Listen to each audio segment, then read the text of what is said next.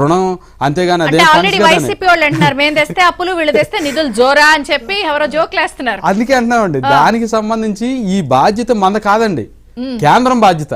మధ్యలో ఉండేది కేంద్రం. మనం డబ్బులు తీసుకొచ్చి ఖర్చు పెట్టి దానికి సంబంధించినటువంటి డీటెయిల్స్ అన్ని కూడా కేంద్రానికి, అదేవిధంగా ప్రపంచ బ్యాంక్కి, ఏషియన్ బ్యాంక్కి మనం సబ్మిట్ చేసుకుంటా ఉంటే వాళ్ళు డబ్బులు ఇస్తా ఉంటారు. మనం అంతేగాని రెడీగా ఉన్నాయి, అంతేగాని మనం రివర్స్ టెండరింగ్ లోకి వెళ్ళిపోయి మన ఇష్టాసారంగా చేద్దాం అని చెప్పానంటే ఈ జరిగినటువంటి విధ్వంసాలు జరుగుతూ ఉంటాయి. కాబట్టి డెఫినెట్గా చూడండి, ఈ రోజున చాలా ప్రోగ్రెసివ్గా స్టేట్ వెళ్తా ఉంది. ఓ పక్కన పోలవరానికి బ్రహ్మాండంగా నిధులు వస్తూ ఉన్నాయి. పోలవరం ఏపీ ఏదైతే అమరావతి పోలవరం మీరు చెప్పుకోవడం వేరు, ప్రజల్లోకి అవి తీసుకువెళ్ళి కొంత దాన్ని చొప్పించడం వేరు. అది గతంలో మీరు కొంత మీ గోళ్ళ మీరున్నారు, కంపెనీలు తేవాలి, పెట్టుబడులు పెట్టాలి, కట్టుకోవాలి, వాళ్ళు వచ్చి అది టెంపరీ అంట, ఇది కుల రాజధాని అంట, శ్మశానం అంట, ఎత్తుకువేకులు అంట, ఇది కదా అంది. అమరావతి కాదు కమరావతి అన్నారు, భ్రమరావతి అన్నారు, రకరకాలుగా అన్నారు. అన్న వాళ్ళందరూ పరిస్థితి ఈరోజు అంటే పీపుల్ మనకన్నా చాలా తెలివికలండి. వాస్తవంగా రాజకీయాల్లో ఏదో తాత్కాలికంగా కాస్త మనం మాట్లాడేస్తే వినేస్తే నడిచేస్తుంది అనుకుంటాం, కానీ ప్రజలు చాలా తెలివికలలో. అల్టిమేట్గా ఏదైతే 151 ఇచ్చి తప్పు చేశారో అదే చాలా పెద్ద ఇదండి. కానీ ఈ రోజున మరి దాన్ని దాటి వాళ్ళకి 11 మిగిల్చి 124 సీట్లు ఇవ్వటం అంటే ప్రజలు ఎంత విజ్ఞతతో ఆలోచించారు, అభివృద్ధి కోసం ఎంత చంద్రబాబు నాయుడు గారు నమ్మకం పెట్టుకున్నారో డెఫినెట్గా అది జరుగుతూ ఉందండి. ఈ రోజున ఒక్కొక్కటే, ఓ పక్కన ఏదైతే ఇందాక అన్నట్టుగా ఆంధ్రప్రదేశ్ జీవనాడి పోలవరం ఒక పక్క, రెండో పక్క అమరావతి. వీటితో పాటు ఏదో రెండింటిని డెవలప్ చేద్దాం, లేకపోతే అమరావతిని సెంట్రలైజ్డ్గా ఒక దగ్గరే డెవలప్మెంట్ పెడదాం అనేది కాకుండా ఏ జిల్లాల్లో ఏ కెపాసిటీస్ ఉన్నాయో వాటి పొటెన్షియాలిటీ ఏముంది దానికి తగ్గట్టుగా ఆ డిజైన్స్ తోటి అన్ని చోట్ల కూడా అంటే డీసెంట్రలైజ్డ్ డెవలప్మెంట్ వెళ్తా ఉన్నాం. క్యాపిటల్ వన్స్ ఉంటుందండి, ఒక దగ్గర ఉంటుంది, గవర్నెన్స్ ఒక దగ్గర ఉంటుంది, డెవలప్మెంట్ మాత్రం డీసెంట్రలైజ్గా ఉంటుంది. ఆ రకమైనటువంటి ఆలోచనతో వెళ్తా ఉన్నారు. నిన్న కూడా చూడండి, 70 ఏళ్ల నుంచి రోడ్లు లేనటువంటి దగ్గర డిప్యూటీ సీఎం గారు పోయి ఆ యొక్క కేంద్ర ప్రభుత్వం ముఖ్యమంత్రి గారు ఆదేశానుసారం వారు వెళ్ళి అక్కడ రోడ్లు, ఎందుకంటే మనం ప్రతిసారి పేపర్లో చూస్తాం, టీవీలో చూస్తాం, ఆ డోలీల్లో మోసుకుపోయి మధ్యలో చనిపోయేటువంటి పరిస్థితుల్లో ఈరోజు అక్కడ అంటే ఒకటండి, డెవలప్మెంట్ అనేది అంతా జరగాలి. ఏపీ అనేది అగ్రగామి రాష్ట్రంగా దేశంలో ఉండాలి. 2050 నాటికి డెఫినెట్గా ప్రపంచంలోనే అగ్రగామి సిటీగా అమరావతి ఉండాలి, అగ్రగామి రాష్ట్రంగా ఆంధ్రప్రదేశ్ ఉండాలి.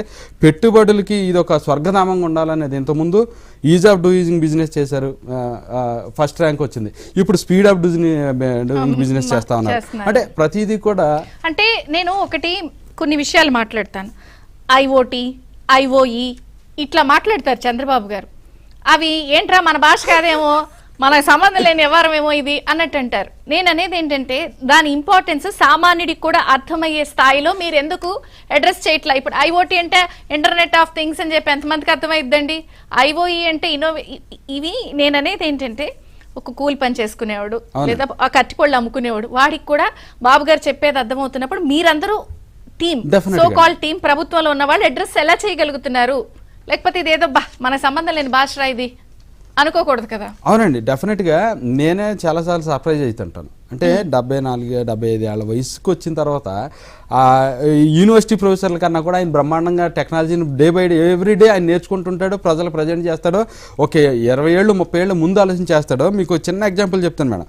ఒక పల్లెటూరు రైతు, ఆయన చదువుకోలేదు, కానీ ఏదైతే విదేశీ విద్య పెట్టిన తర్వాత వాళ్ళు బాబు వెళ్ళి ఫారెన్లో చదువుకుని అక్కడ ఉద్యోగం చేసి మంచి ప్యాకేజ్ ఉంటే ఈయన రోజు చంద్రబాబు నాయుడు గారి వీడియోలు చూస్తూ మాకన్నా బాగా ఆయన మాట్లాడుతూ ఉన్నాడు, సార్ అది సార్ ఇది సార్ అని. నేను సార్ ఏంట్రా ఈయనేంటి పొలంలో వ్యవసాయం చేసేవాడు, కనీసం మినిమం చదువుకోలేదు, ఇంత ఇలాగ అంటే చంద్రబాబు నాయుడు గారు ఎంత ఇన్ఫ్లుయెన్స్ చేస్తాడని.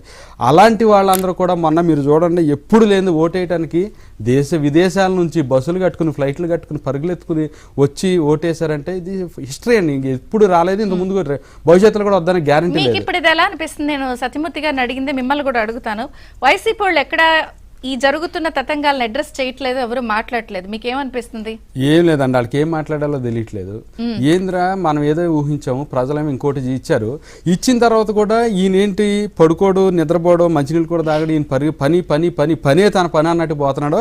దీనికి తగ్గట్టుగా ఇంకో పక్కేం పవన్ కళ్యాణ్ గారు తగులుకున్నారు, ఇంకో పక్కేం లోకేష్ గారు తగులుకున్నారు. ముగ్గురు త్రిమూర్తుల కింద ఈ రాష్ట్రాన్ని పరుగులు పెట్టేస్తున్నారు. మనం ఏం చేయాలని ఆయనకు అర్థం కాక కార్యకర్తల దగ్గరికి వచ్చి జమిలీ వచ్చేసిద్ది, జమిలీలో మళ్ళీ 0 ఇచ్చేయాలంటాడు. లాస్ట్ టైము పోయినట్టు 175 అన్నాడు, నీ 11 ఇచ్చి డబుల్ డిజిట్, ఈసారి సింగిల్ డిజిట్కి పరిమితం నీకు చేసే పరిస్థితి ఉంది. రియాలిటీలోకి రావట్లేదు.